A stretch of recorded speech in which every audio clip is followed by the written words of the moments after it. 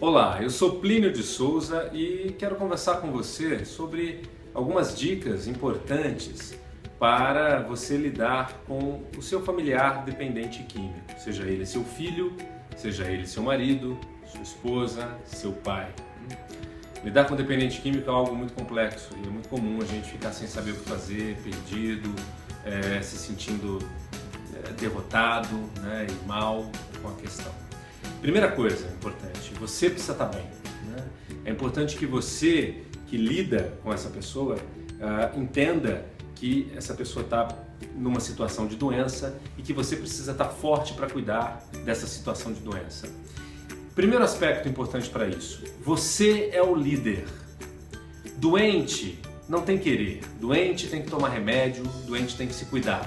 Não é assim se você tiver alguém com câncer na sua casa ou com qualquer outra doença grave? Pois é, dependência química é uma doença tão grave quanto essas, né? E mata aos montes no Brasil. Então, mais cedo ou mais tarde, a coisa vai ficar feia para valer. Então, é importante você já cuidar desde agora. Você é o líder. Não ceda à liderança, não ceda à imposição, ao autoritarismo de um doente que está querendo, a todo custo, continuar com a sua droga, continuar com o seu álcool para aliviar questões emocionais, né? E com isso ele te pressiona, briga com você como se ele tivesse direito. Não. Você é o líder. É importante que você tenha o seu poder pessoal, firmeza para lidar com a situação e encaminhar essa situação para a solução. Mas antes disso, tem um outro aspecto fundamental, que é abertura de coração. Você precisa ter o seu coração aberto. Precisa fazer o que você precisa fazer com amor. Precisa ter firmeza com amor. A pessoa precisa sentir que tudo que você faz é por amor e que você tem sabedoria. Você não está fazendo isso por ímpeto, porque você está com birra ou porque você quer vencê-lo em alguma coisa. Não, você está fazendo isso em prol da saúde dele, com muita firmeza e com muito amor. Muitos dependentes químicos são, na verdade, lá no fundo, crianças carentes.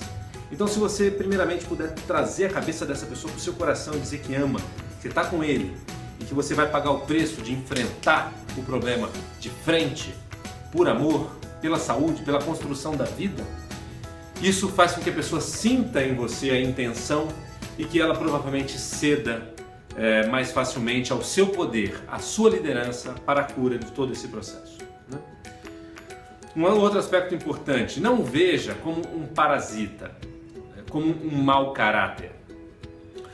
Não deixe que o seu coração se encha de mágoas por conta disso. Pelo contrário, veja essa pessoa como uma pessoa doente, desesperada, que tem uma fome emocional e que muitas vezes passa a mentir ou mesmo a roubar para suprir essa fome, essa necessidade visceral, né?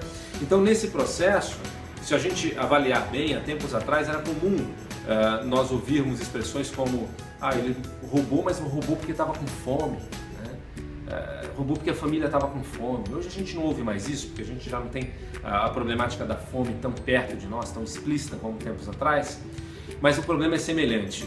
Uma pessoa que tem dependência química, ela tem fome emocional, ela precisa daquela droga, é algo visceral, parece que ela vai enlouquecer, que ela vai morrer sem ela. Então, para isso, ela mente para ter mais acesso à droga, ela rouba para ter mais acesso à droga. Então, veja essa pessoa como uma pessoa doente e tenha firmeza, poder e sabedoria com amor, não com julgamento, com mágoas. Isso não constrói, isso destrói. É importante a pessoa sentir o seu amor, a abertura do coração, para que ela ceda ao seu poder pessoal. E aí, você leva adiante o seu plano. E por último, e tão fundamental quanto esses aspectos anteriores, é o aspecto que é o seguinte: procure uma metodologia que resolva a dependência emocional do dependente químico e não só a dependência química. Dependência química é topo de iceberg. A base é a dependência emocional. Não é à toa que a maioria das pessoas que são internadas acabam voltando para o uso da droga em muito pouco tempo. De cada 100 pessoas, 83 voltam ao uso antes de 2 anos.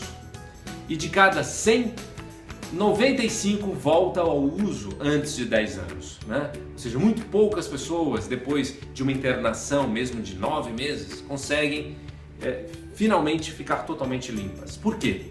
porque ela sai de uma internação, mas ela continua com um buraco emocional, ela continua carente, se ela era carente, depressiva, se ela era depressiva, tímida, se ela era tímida, insegura, angustiada, ou se ela tinha um problema de excesso de ansiedade. A droga, a dependência química, ela se instalou porque a pessoa buscou freneticamente aquele uso daquela substância para suprir faltas emocionais.